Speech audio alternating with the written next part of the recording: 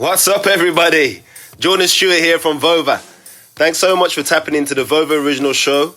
Just a reminder that if you want to drop your opinions about the episode or respond to the host and guests with your voice, go and download the Vover app wherever you get your apps. Vover, voice over everything. Enjoyed the show. Vover. I mean, we have to say this. Going into these Olympics in Japan, no one thought that things were going to be business as usual. Challenges would be ever present on all fronts. You start with logistics and just pulling off this Olympics, and then really a general strange sense of unease given the situation. I mean, the populace of Japan, by and large, were opposed to the staging of these games, already postponed a year with the pandemic. And we've seen this as a theme with a variety of team sports and individual events where, the U.S. would typically have a show of force, if not dominate. And in all of this, women's soccer, men's basketball as examples, you're seeing the world really has caught up. And for U.S. women's soccer, another team from North America has caught up. And that is the tale of two sides of a coin that we are exploring today on this Monday edition of Vover FC, the sound of world football here on Vover. I'm Laurence Scott. We want to thank you for joining us.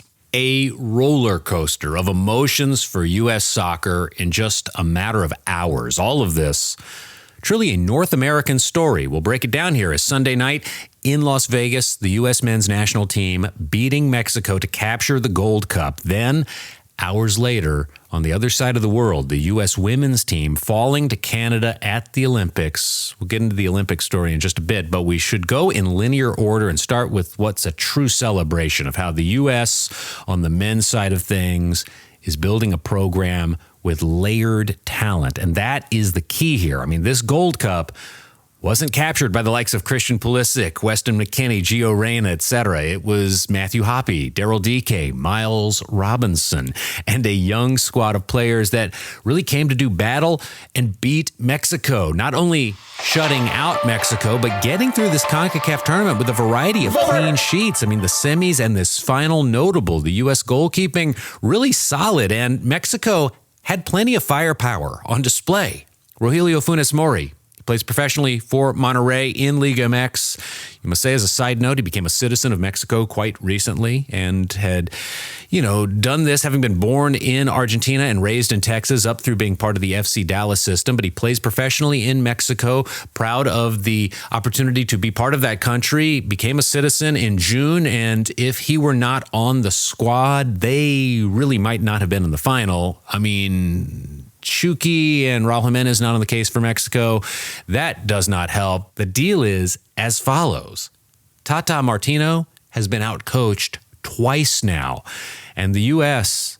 really has a great redemption story to share here with Miles Robinson. The extra time goal in the 117th minute, the lone goal, the game winner, a header by Robinson off a set piece, and it was meaningful in so many ways. I mean, victory, of course, but let's go back just a few years to Atlanta United in the MLS, and it was a squad where Martino was the manager and Robinson wasn't really in his plans. I mean, he wasn't cast off by Martino and Joseph Martinez by way of, Gabby Heinze kind of deal, but Robinson was just underutilized. Could you say underappreciated by Martino? Sure. So to get this goal and make this statement, that was huge. It puts a real dent in Tata's operation. It speaks volumes in so many ways. It was thrilling to watch this all unfold in Las Vegas with the U.S.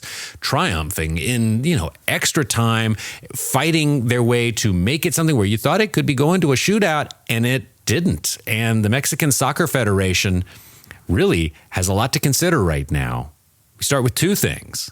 This last night. 117th minute, Acosta hooks it into the traffic, a free header, and it's a goal! The United States has scored! Miles Robinson! And this from early June in the CONCACAF Nations League final. Pulisic! Buries it in the upper 90! In a match in which the U.S. have shown so much character, It's their first ever Champions League winner who played in the final, who answers the call in the very next final.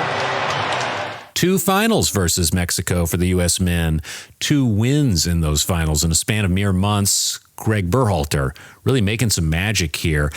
And sheer joy, the result.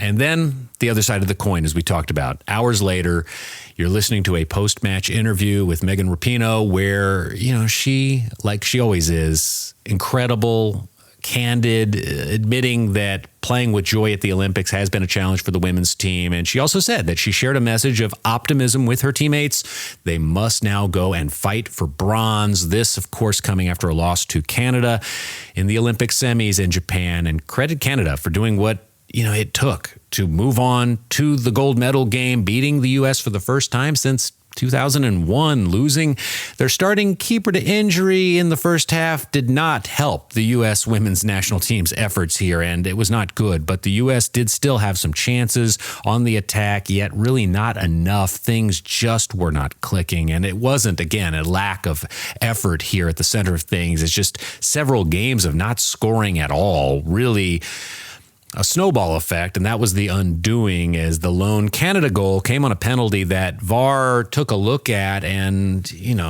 I guess you could say it would be potentially not called if you looked at the play from a perspective of who was controlling the ball in the box at the time the penalty took place. I mean, the U.S. was penalized in a play where the Canadian attacker wasn't on the ball, but was nonetheless kicked. And that, too, just a string of unfortunate events during the entirety of the Olympics for this U.S. women's national team. An Olympics that, by and large, will likely be remembered decades from now, as we'll stop and ask a ton of questions like, how did so much of this happen?